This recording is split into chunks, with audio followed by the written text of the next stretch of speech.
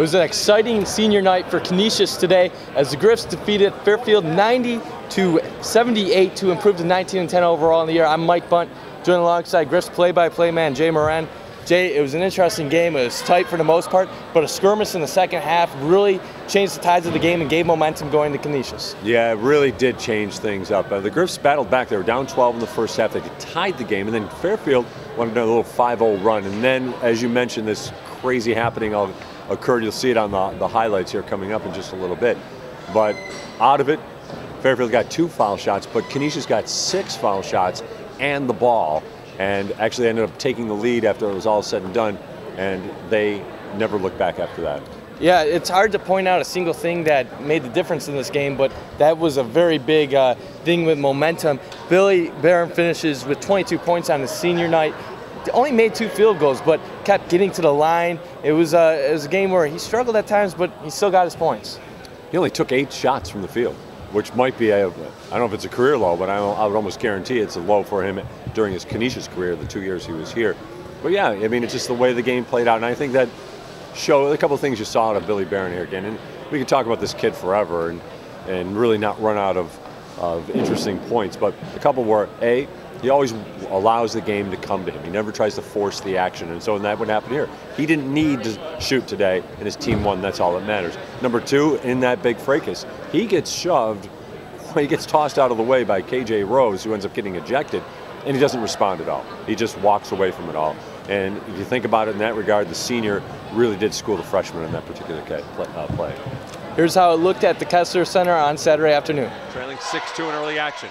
Barron swings it to Jordan Heath. Inside to Chris Mannertz. Mannertz goes up with the left hand, can't put it home. Gets his own rebound. Count it.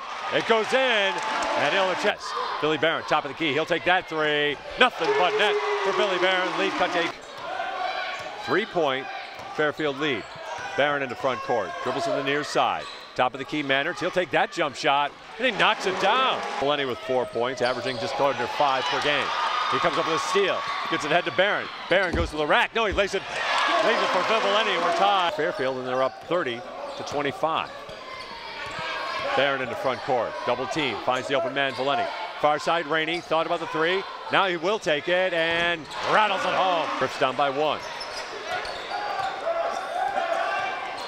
Barron goes cross court. Rainey thought about the 3, puts it on the floor, looks to attack, gets inside, and gives the Griffs the lead at 31-30. Looks to get inside, stops and pops at the elbow, and puts it home with a man in his face. Zach Lewis with 7.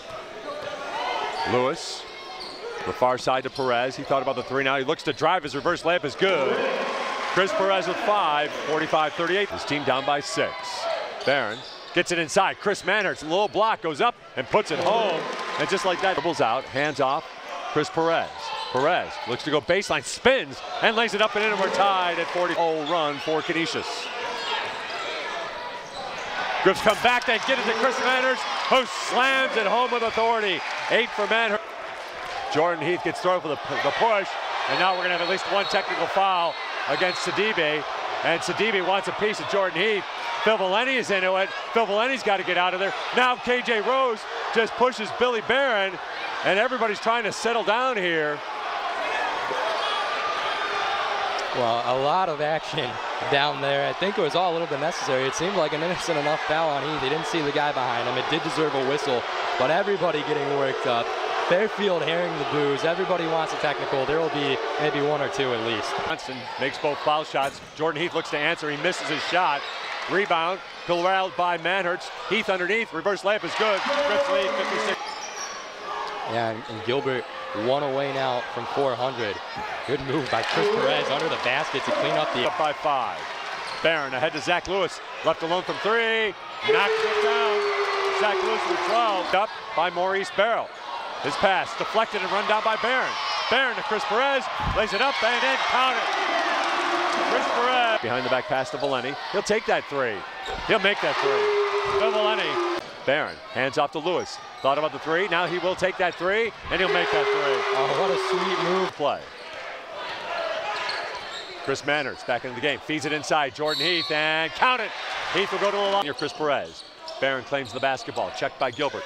Near corner, Zach Lewis, his three, nothing but net. A big day for the front, acknowledges the fans.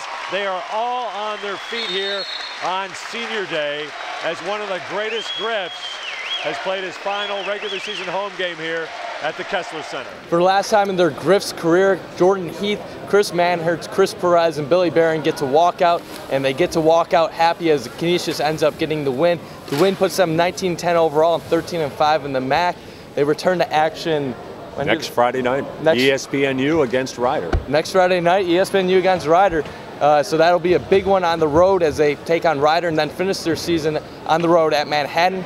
He's Jay Moran, I'm Mike Bunt, and you're watching Griffs TV.